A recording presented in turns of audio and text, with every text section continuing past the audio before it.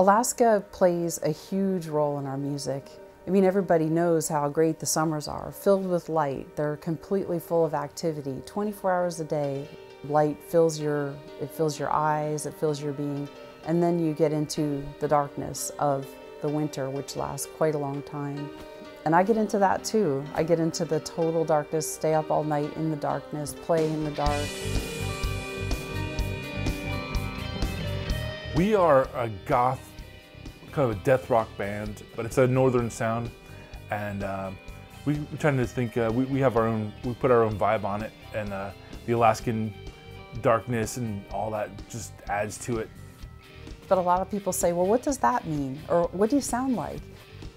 I think it kind of got a bad rap over the years, you know, just because of people making the erroneous assumptions about what this really means. Snickering around saying, "Oh, I'm a goth," you know, and stuff like that. But you know what? It's the same today as it always has been, in the sense that it's accepting of pretty much anybody. I mean, you can be who you are. You know, if you have goth interests and goth style, then you're in it. You know, we are goth, but we're also so much more. We have a lot of fun doing it, but it's also, you know, there's a serious agenda behind what we do.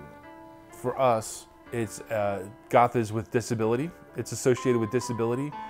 It's a family affair, let's put it that way. Both myself and Ivy have two boys that experience autism. Plus, we have also family members who experience developmental disabilities. And so we have to look at that and say, well, this is a family experience. It's not just us and our dyslexia, or Ivy has synesthesia, which is, you know, she sees colors when she hears sounds. And you know, so I'm imagining there's all these different people out there in the world who have different experiences, you know. So we try to incorporate all those different things in how we approach making music. You just be yourself when you're, you know, when you're alone with your family. When you're out in the world, you have a second persona, like an outside self. And that is the one that has to respond to all these assumptions and things about people, disability, music, you know. And that's why I think that having disability so close to my heart and within my life has just been a great asset. It's just been a creative force in a good way, you know, a very good way. Well, I'm a freak. I'm considered what you would consider a freak, and I choose that. I identify myself with the villain. I like the villain. You know why? Alongside the villain, there's also the story of disability. If you look at all the villains throughout history, they either have an eye patch, or they have, you know, they're walking with a cane, or they got a hunch on their back, or they're disabled. And so to me, disability is family. I welcome being the villain. I welcome looking like the villain, and that's totally okay with me. My inside, you know, my feelings of who I am and my identity and how I want to be, you know, I've created the way I want to be, and I feel like I'd be cheating myself if I wasn't acting the way that I want to act and be the person I want to be. I think it's an identity. Even when I was young, I was never any different. And so we were always into the weird stuff, even as a family. We would, you know, sit there and try to bend spoons, you know, with our eyes, which, you know, so I just think it's part of me.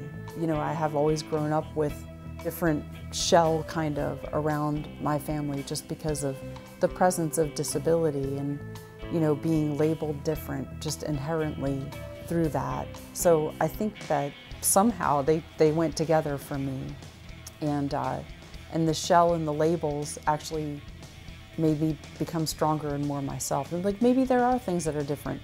You know, my brother thinks differently, he says things differently, he does things differently. Maybe there are different energies in the world. Maybe a pyramid energy is real. Maybe you can bend a spoon with your mind. These are the early things that I would, you know, think about. And I didn't see any difference between that and regular life, and I still don't today.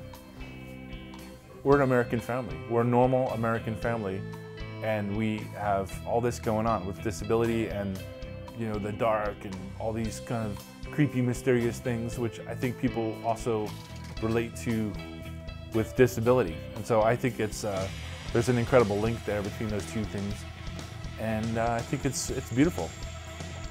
You can't get much more goth than that. A cerulean sound.